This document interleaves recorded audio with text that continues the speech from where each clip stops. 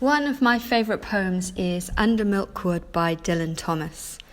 When I was at school in Wales, I did lots of music and drama every day, and choral speaking, where everyone speaks together at the same time, was one of my favourite things to do. So every year we would have an Eisteddfod, which is an arts competition, and we would perform music and dance and plays and poetry, and at least one person would always perform part of Under Milkwood by Dylan Thomas. It's a very long poem. In fact, it's a piece of prose rather than a poem.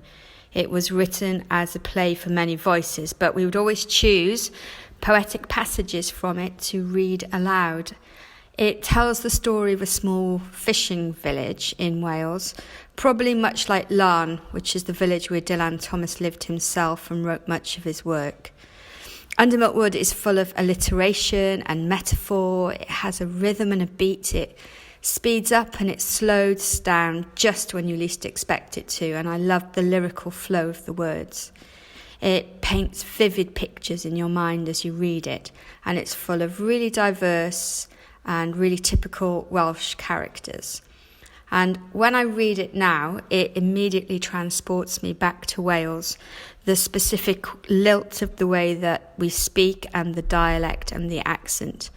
And I can picture the mist and the hills and the damp ground of the night and the early morning.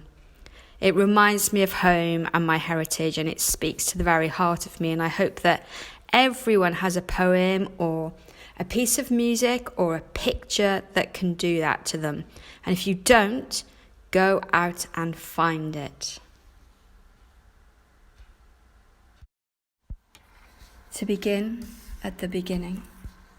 It is spring, moonless night in the small town, starless and Bible black, the cobble streets silent and the hunched quarters and rabbit's wood limping invisible down to the slow black, crow black, fishing boat bobbing sea. The houses are blind as moles, though moles see fine tonight in the snouting velvet dingles, or blind as Captain Cat, there in the muffled middle by the pump and the town clock, the shops in mourning, the welfare hall in widow's weeds, and all the people of the lulled and dumbfound town are sleeping now. Hush!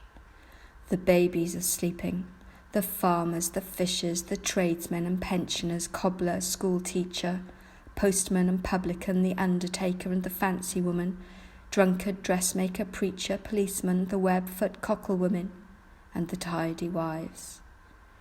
Young girls lie bedded soft, or glide in their dreams, with rings and trousseau, bridesmaided by glowworms down the aisles of the organ-playing wood. The boys are dreaming wicked, or of the bucking ranches of the night and the jolly Rogered sea. And the anthracite statues of the horses sleep in the fields, and the cows in the byres, and the dogs in the wet-nosed yards, and the cats nap in the slant corners, or lopes lie streaking and needling on the one cloud of the roofs. You can hear the dew falling, and the hushed town breathing. Only your eyes are unclosed to see the black and folded town fast and slow asleep. And you alone can hear the invisible starfall, the darkest before dawn minutely dew-grey stir of the black, dab-filled sea, where the Arethusa, the curlew, and the skylark, Zanzibar, Rhiannon, the rover, the cormorant, and the star of Wales tilt and ride. Listen, it is night moving in the streets, the processional, salt, slow, musical wind in Coronation Street and Cockle Row. It is the grass growing on Llalegeb Hill, dewfall, starfall, the sleep of birds in Milkwood. Listen, it is night in the chill, squat chapel, hymning in bonnet and brooch and bombazine black, butterfly choker and bootlace bow, coughing like nanny goats, sucking mintoes, 40 winking hallelujah. Night in the fore-ale, quiet as a domino, in Ocky milkman's lofts like a mouse with gloves, in Dye Bread's bakery flying like black flour.